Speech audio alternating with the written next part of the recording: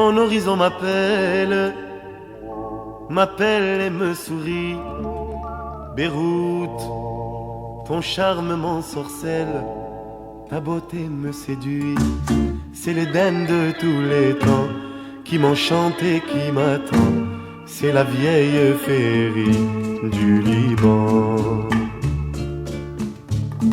Beyrouth, ton chant plein de douceur s'étire à l'infini. Beyrouth, et monte dans mon cœur en verte symphonie. C'est la chanson du vieux temps que répètent les amants. C'est la lente mélodie du... Teta Jamil est née et élevée à Beyrouth, se marie avec son cousin qui vit au Canada. Elle quitte sa ville natale, accompagnée de beaux souvenirs qui restent à jamais gravés dans sa mémoire. En 2024, elle rentre après 30 ans d'immigration. Surprise par les transformations urbaines de Beyrouth, elle raconte à sa petite fille Taline le beau temps.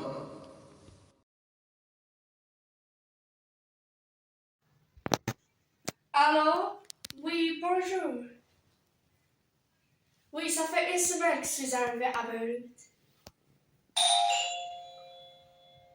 Oh, attendez, il y a quelqu'un qui frappe à la porte.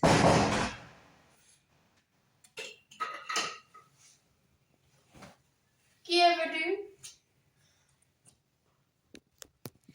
Oh, mamie, comme tu m'as manqué. Toi aussi, tu m'as manqué, ma petite. Ça fait longtemps. Comment ça va? Ça va bien, ça fait très longtemps que je t'ai pas vu. T'as bien grandi, tu me rappelles de moi-même quand j'étais enfant. Oui, tu m'as manqué beaucoup. Tu sais, Beyrouth a très changé. Dis-moi, mamie, c'était comment Beyrouth quand tu étais jeune?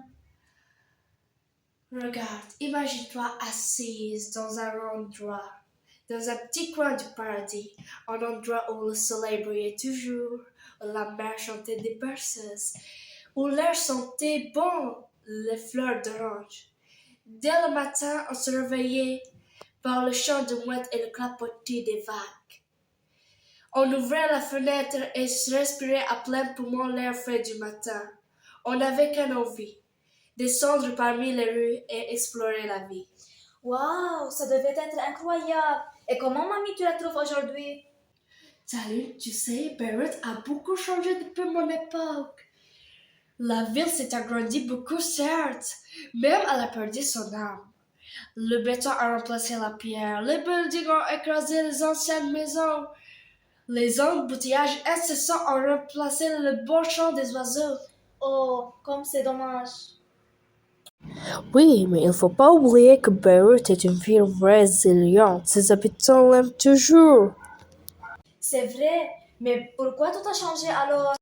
Oui, je veux d'abord boire mon café.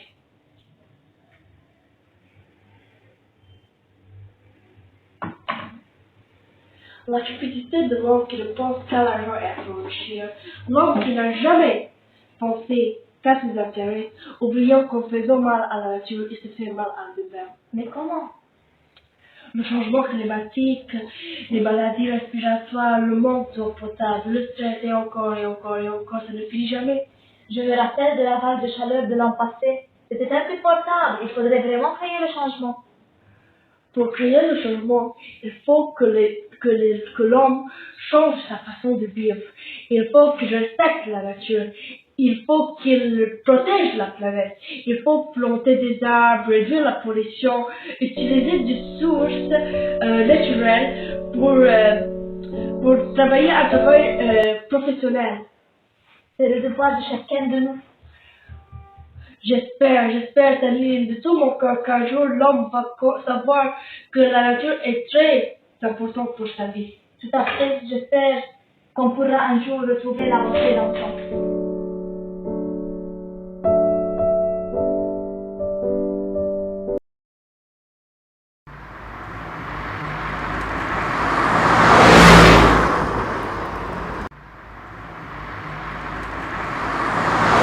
Vraiment différent de ce que mamie me racontait. La ville est une jungle de béton.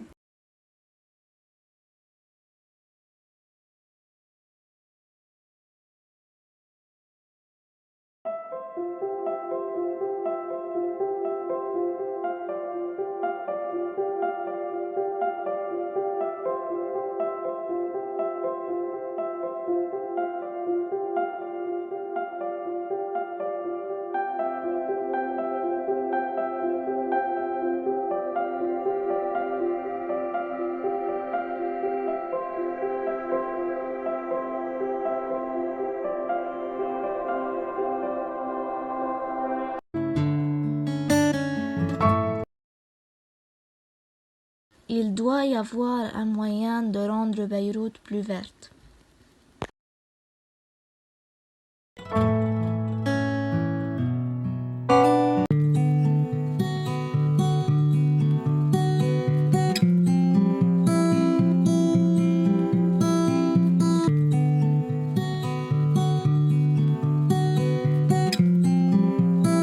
Après avoir analysé le texte Toiture verte, quelle autre proposition as-tu pour vivre sainement en ville? Pour qu'une ville soit agréable à vivre, madame, il faudrait avant tout que chaque citoyen, qu'il soit petit ou grand, se sente responsable de la protection de sa ville. Cette responsabilité se manifeste par ne pas jeter des ordures partout. Comme dans celle-ci, les Beyrouthins respectent la propreté de leur ville. Utiliser l'eau convenablement, trier et recycler ses déchets. Remplacer les produits chimiques par des produits naturels. Planter des arbres. Et ce qui est de plus important est de choisir des personnes responsables, capables de modifier notre vie en infrastructure, des personnes qui vont penser aux droits de l'enfant, de l'édifier des espaces verts où ils développeront leurs compétences cognitives, des personnes qui, au XXIe siècle, sont conscientes qu'on ne veut plus souffrir de la maladie. Qu'est-ce qu'on peut faire? Avoir la volonté et la détermination pour progresser. C'est une bonne idée, mais on peut faire encore plus. Exactement, on peut imaginer la ville de demain, une ville encore plus belle, plus verte et plus propre comme celle-ci. C'est un projet génial. On peut créer des affiches, des maquettes et même un film pour montrer notre vision de demain de Beyrouth. Excellent. Je me porte volontaire comme la première à s'engager. Oui, protégeons Beyrouth et construisons son avenir.